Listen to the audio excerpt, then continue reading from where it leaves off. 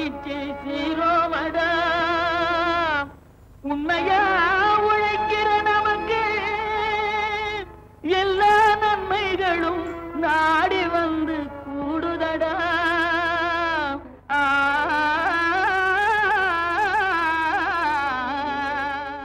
மாத்தி யோசிச்சேங்க பகுதியில் தக்காளியில் துல்லிய பண்ணைய முறையில் சாகுபடி செய்து வெற்றி கண்டார் எம் முனிராஜ்.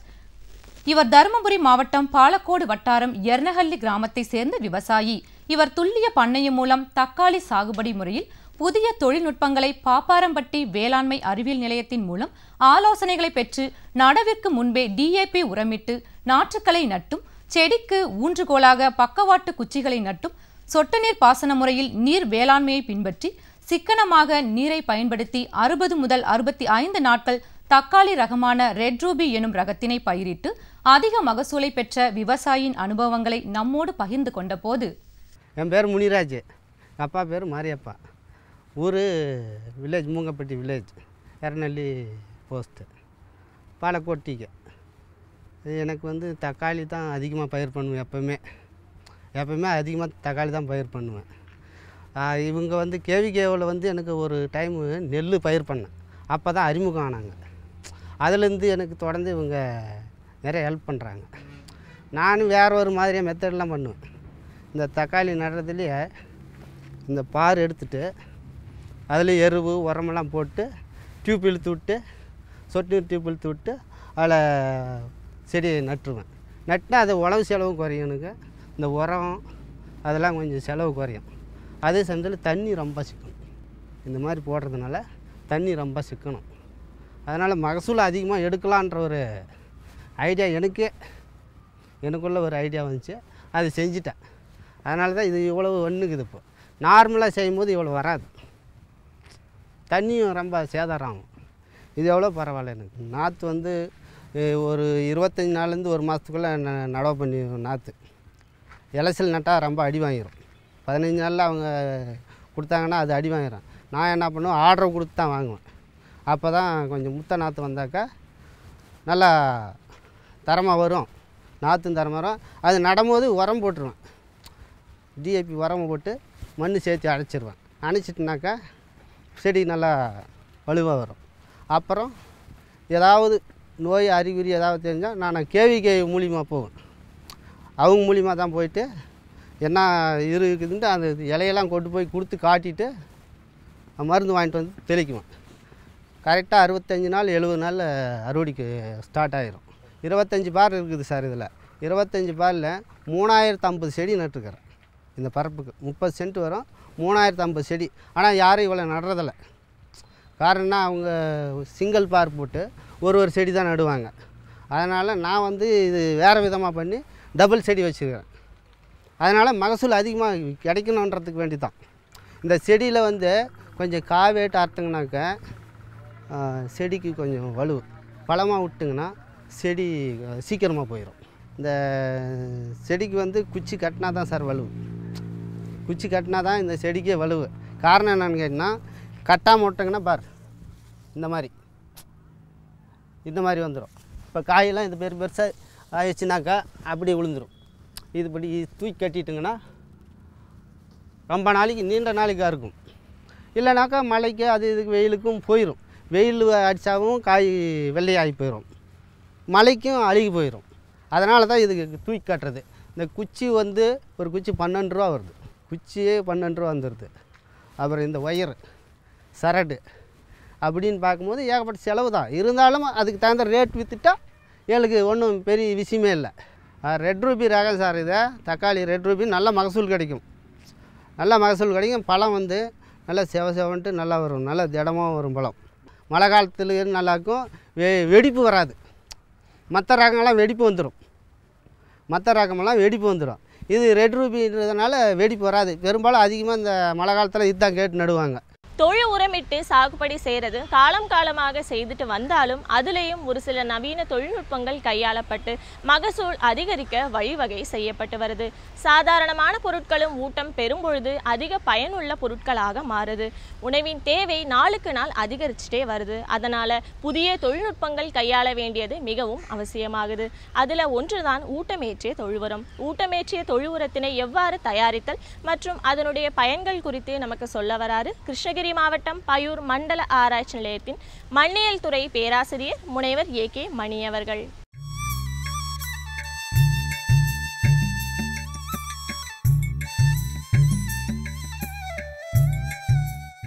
இன்னைக்கு ஊட்டமேற்றிய தொழு உரம் தயாரிக்கிறது எப்படி அப்படிங்கிற ஒரு எளிய ஒரு தொழில்நுட்பத்தை நான் உங்களுக்கு செயல் விளக்கம் செய்து காட்ட போகிறேன். இதை கொஞ்சம் கவனமாக கவனிச்சுங்க. இது செலவு இல்லாத ரொம்ப எளிய ஒரு முறை. மிக சாதாரணமாக எல்லா விவசாயிகளுமே இதை செய்யலாம். இதுக்கு தேவையான பொருள்கள் அப்படின்னு சொல்லி பார்த்தோம்னா ரெண்டு தான். ஒன்று நல்ல மக்குன மாட்டு எரு. இங்கே பாருங்கள், இந்த எருவை பார்க்குற பொழுதே நல்லா கருப்பு கலராக மக்குனதுடைய அடையாளம் பாருங்கள், நல்லா கருப்பு கலராக இருக்குது. ரெண்டாவது இந்த எருவை கட்டி இல்லாமல் நல்லா பவுடர் பண்ணணுங்க. பாருங்கள், ஏதாவது கட்டி ஓடுதா? இல்லை, நல்லா அப்படியே தூளாக இருக்குது. அதே போல் நல்லா மக்கி இருக்குது. மூணாவது கருத்து என்னன்னு சொன்னீங்கன்னா, இந்த மாட்டு எரு இந்த ஊட்டமேற்றிய தொழு உரம் தயாரிக்கிறதுக்கு முன்னே போதுமான அளவு ஈரப்பதத்தோடு இருக்கணும். அதுதான் ரொம்ப முக்கியம். நிறைய இடங்களில் வரலாக போட்டு நாங்கள் அரைக்குறையாக பார்த்துட்டு ஈரமில்லாத எருவு போட்டு கலந்து வச்சுட்டு, சார் நீங்கள் சொன்னீங்க ஒன்றுமே கேட்கல சார் அப்படின்னு சொல்ல நான் கேள்விப்பட்டிருக்கேன் என்னுடைய அனுபவத்தில். ஆனால் இது ரொம்ப ரொம்ப முக்கியமானது என்னென்னா, இது போதுமான அளவு ஈரம் பண்ணணும். நல்ல வெய்ய காலத்தில் தயார் பண்ணுறோம்னா ஏற்கனவே எருவு ரொம்ப காஞ்சி போய் கிடக்கும். அப்போ என்ன பண்ணணும், ஒரு குடம் தண்ணியை கொண்டு வச்சு தண்ணியை தெளிச்சிக்கிட்டே பெரட்டிட்டு வந்தீங்கன்னா போதுமான அளவு ஈரம் பதம் வரும். உடனே நீங்கள் கேட்கலாம், அது என்ன போதுமான ஈரம்னா எப்படி சார் அப்படின்னு கேட்கலாம். அது எப்படின்னு கேட்டிங்கன்னா, ரொம்ப எருவு வரலாக இருந்ததுன்னு வச்சுக்கோங்களேன். அப்போது நான் இந்த எருவை இப்படி கையில் அள்ளி இப்படி இறுக்கி பிடிச்சி விட்டேன்னு வச்சுக்கோங்க, பொல கொட்டிடும். அப்போ ஈரம் இல்லைன்னு அர்த்தம். அதுக்கு உருவமே இருக்காது, நான் இறுக்கி பிடிச்சதுக்கு அடையாளமே இல்லை. சரி, ரொம்ப ஈரமாக இருக்குதுன்னு வச்சுக்கோங்க, அதிகமாக போட்டோம் ஈரம் அப்படின்னு சொன்னால், நான் இப்படி இறுக்கி பிடிக்கிறப்ப தண்ணி கொடன்னு ஊற்றும். அப்படி ஊற்றுனா அதிகமாக தண்ணி போட்டோன்னு அர்த்தம். ஆக இப்படி இறுக்கி பிடிக்கிறப்போ கையை விரிக்கிற பொழுது எருவு உருவம் மாறாமல் அப்படியே பாரு, உருண்டையாக அப்படியே இருக்குது. இது பார்த்தா என்ன ஞாபகம் வருது? கொழுக்கட்டை மாதிரி உருவத்தில் இந்த எருவு இருக்கும். அதே நேரத்தில் இந்த விரல் இடுக்குகளில் பார்த்தீங்கன்னா நல்லா இறுக்கி பிடிக்கிற பொழுது தண்ணி சொட்டக்கூடாது, கீழே தண்ணி சொட்டக்கூடாது. கீழே தண்ணி சொட்டினா அதிக ஈரம், விரிக்கும் போது உடஞ்சி போனால் குறைஞ்ச ஈரம். அப்படி இல்லாமல் இது மாதிரி கட்டியாக இருந்தது அப்படின்னா இப்போ போதுமான அளவு ஈரப்பதத்தில் இது இருக்குது அப்படிங்கிறத நம்ம தெரிஞ்சுக்கலாம். அடுத்தது பார்த்திங்கன்னா ரெண்டாவது பொருள் சூப்பர் பாஸ்பேட். இந்த சூப்பர் பாஸ்பேட் என்ன சத்தை கொடுக்குது பயிருக்கு? மணிச்சத்தை கொடுக்கக்கூடிய சூப்பர் பாஸ்பேட் வரும். இந்த உரத்தையும் பார்த்திங்கன்னா கட்டி இல்லாமல் இருக்கணும். இன்றைக்கி வர்ற சாகுகளில் பார்த்தீங்கன்னா நமக்கு சாதாரணமாக பார்க்கும்போது கட்டி இருக்காது. ஆனால் இது மேலே இப்படி கொட்டுகிற பொழுது பார்த்தீங்கன்னா உருண்டு ஓடும், உருண்டையாக ஓடும் கட்டி. அப்படி இருக்கக்கூடாது. நல்ல விபூதி மாதிரி நல்ல தூளாக இருக்கணும். அப்படி இல்லைன்னா கட்டியை உடச்சி ரெடி பண்ணிக்கணும். இது ரெண்டும் தாங்க நமக்கு வேணும். இது என்ன செய்ய போகிறேன் இப்போ அப்படின்னு பார்க்குறீங்கன்னா, இந்த உரத்தை எடுத்து இந்த எருவோட நல்லா கலக்க போகிறோம். மம்டியை வச்சு நல்லா திரும்ப திரும்ப திரும்ப திரும்ப கலக்கணும். ரொம்ப ரொம்ப முக்கியமானது. இதை கலக்கிற அதே நேரத்தில் உங்கள் மனசில் ஒரு பெரிய கேள்வி வரும். என்ன அப்படின்னு கேட்டிங்கன்னா, சரி சார், ஊட்டமேற்றிய தொழு உரம் தயாரிக்க சொல்கிறீங்க, என்னத்துக்கு பண்ண சொல்கிறீங்க, என்ன காரணம்? சும்மா தயாரிச்சிட்டா போதுமா? எதுக்கு இது பண்ணுறதுனால எனக்கு என்ன பிரயோஜனம் அப்படிங்கிற ஒரு கேள்வி உங்கள் மனசில் வரும். அது நியாயமான கேள்வி தான். அதுக்கு சரியான பதில் சொல்ல வேண்டியது கடமை. இந்த ஊட்டமேற்றிய தொழு உரம் தயாரிக்கிறது எதுக்கு அப்படின்னு சொன்னால், நம்ம தோட்டத்தில் என்ன பயிர் போட்டாலும் சரி, நெல் போடுறோம், கொள்ளு போடுறோம், எள்ளு, சாமை, ராகி, கம்பு, சோளம், என்ன பயிர் போட்டாலும் அந்த பயிர் நல்லா வளர்ந்து நிறைஞ்ச மகசூலை கொடுக்கணும் அப்படின்னு சொன்னால் 16 வகையான ஊட்டச்சத்துக்கள் வேணும். இந்த 16 ஊட்டச்சத்தில் ஒரு சத்து குறைபாடாக இருந்தாலும் பயிரும் வளராது, மகசூலும் குறைஞ்சி போயிடும். இதில் நாம் மனிதன் கொடுக்க வேண்டிய ஊட்டச்சத்துக்களில் முக்கியமாக பார்த்திங்கன்னா தலைச்சத்து, மணிச்சத்து, சாம்பல் சத்து, இந்த 3 சத்து தான் அதிக அளவில் மண்ணில் குறைபாட்டோடு இருக்கிறதுனால நாம் வந்து உரமாக கொடுக்குறோம். என்னென்ன உரமாக கொடுக்குறோம்? தலைச்சத்துக்கு வந்து யூரியாவை கொடுக்குறோம். மணிச்சத்துக்கு நீங்கள் இங்கே பார்க்குறீங்க சூப்பர் பாஸ்பேட். சாம்பல் சத்துக்கு பொட்டாஷ் போடுறோம். நல்ல தரமான விதைகள் வேணும் அப்படின்னு சொன்னால் அதுக்கு உடைய தேவை வந்து மணிச்சத்து. மணிச்சத்து எந்த அளவுக்கு குறைவில்லாமல் கிடைக்கிறதோ அந்த அளவுக்கு தான் மணி வந்து, அதாவது தானியம் வந்து நல்லா முத்து முத்தாக இருக்கும். நம்மளாம் சொல்கிறோம்ல, நெல்லை பார்த்துட்டு அப்படியே மணிமணியாக இருக்குது, சோளத்தை பார்த்தா மணிமணியாக மணி, அதுதான் மணிச்சத்து. அதனால தான் இதுக்கு பேரே மணிச்சத்துன்னு வச்சாங்க. ஸோ வேரோட்டத்துக்கும் தேவை, மணிக்கும் தேவை. அந்த வகையில் இதனுடைய பங்கு ரொம்ப அதிகம். ஆனால் என்ன ஒரு விஷயம் அப்படின்னு பார்த்தீங்கன்னா, நமது நாட்டில் இருக்கக்கூடிய பெரும்பாலான மண் பகுதிகளில் இந்த மணிச்சத்து இருந்து பயிருக்கு கிடைக்கிறதுல பல சிக்கல்கள் இருக்குது.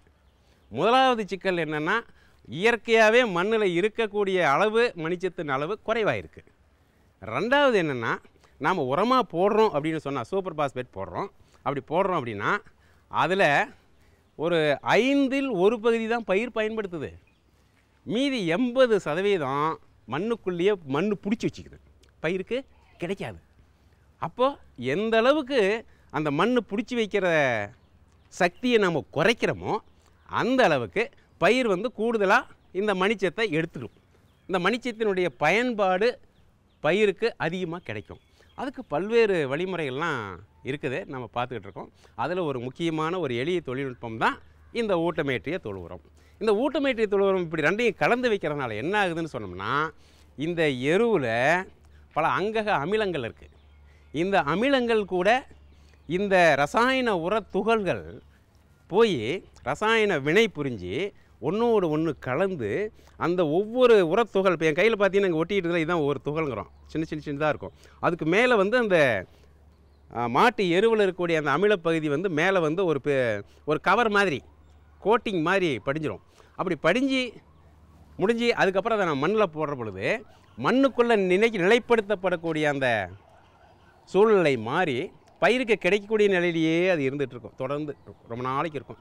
அப்போது சாதாரணமாக சூப்பர் பாஸ்பேட் நேரடியாக கொண்டு போய் போடுறோம் அப்படின்னு சொன்னால் அது வந்து 20% தான் அந்த பயன் கிடைக்குது பயிருக்கு அப்படின்னு சொல்லலாம். இதையே ஊட்டமேற்றிய தொழு உரமாக போட்டோம்னா 30லிருந்து 35% வரைக்கும் இந்த மணிச்சத்தை பயிர் பயன்படுத்துங்க. அப்போ இது ரொம்ப ஒரு அருமையான ஒரு யுக்தி இல்லைங்களா? ஸோ இதையே நம்ம வந்து கடைபிடிக்கக்கூடாது. இன்னொன்று முக்கியமாக சொல்லணும், என்னென்னு கேட்டால், நம்ம போடுற எல்லா உரங்களையும் பயிர் அப்படியே முழுமையாக பயன்படுத்துறது கிடையாது.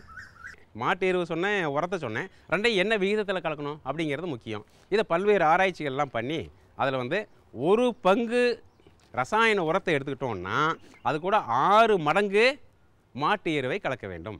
இப்போ நாம் கலந்தது வந்து முன்ன பார்த்தது 1 மூட்டை சூப்பர் பாஸ்பேட். 1 மூட்டைங்கிறது என்ன? 50 கிலோ. அந்த 50 கிலோ சூப்பர் பாஸ்பேட்டுக்கு எவ்வளோ போடணும்? 300 கிலோ. கரெக்ட், 300 கிலோ போடணும். நம்ம ஸோ இப்போ நம்ம 300 கிலோ மாட்டு எருவு கூட 50 கிலோ சூப்பர் பாஸ்பேட்டை கலந்துருக்கோம். இப்போ இவங்க பாருங்கள், நல்லா தரவாக கலந்துட்டாங்க. உரத்தையும் எருவையும் நல்லா கலந்து முடிச்சிட்டாங்க. இப்போ மேலே வந்து தட்டுவாங்க, மம்டியில் அப்படியே தட்டுவாங்க. அது ஏன் தட்டணும் அப்படின்னா, மேல் பகுதி கொஞ்சம் நல்லா இறுக்கமாகணும். அப்படி தட்டுகிற பொழுது வெளிப்பகுதி நல்லா அதாவது உள்ள காற்றோட்டம் குறைக்கப்படுது. இல்லைனா ரொம்ப இதாக இருந்ததுனாக்கா சீக்கிரம் ஈரம் உணர்ந்து போயிடும். ஈரம் காஞ்சிடுச்சு அப்படின்னாக்கா ரசாயன மாற்றங்கள் ஏற்படாது. அதுக்காக என்ன பண்ணுறோம், மேல் பகுதி இப்படி தட்டி விட்டுட்டு என்ன செய்கிறோம், இங்கே பாருங்கள், இதில் சாண கரைசல் வச்சுருக்காங்க. இங்கே சாணத்தை வந்து இது மாதிரி கரைச்சிக்கணும். பச்சை சாணி எடுத்து தண்ணியில் கரைச்சிக்கணும். கரைச்சிட்டு இதை வந்து மேலே அப்படியே ஊற்றுவாங்க.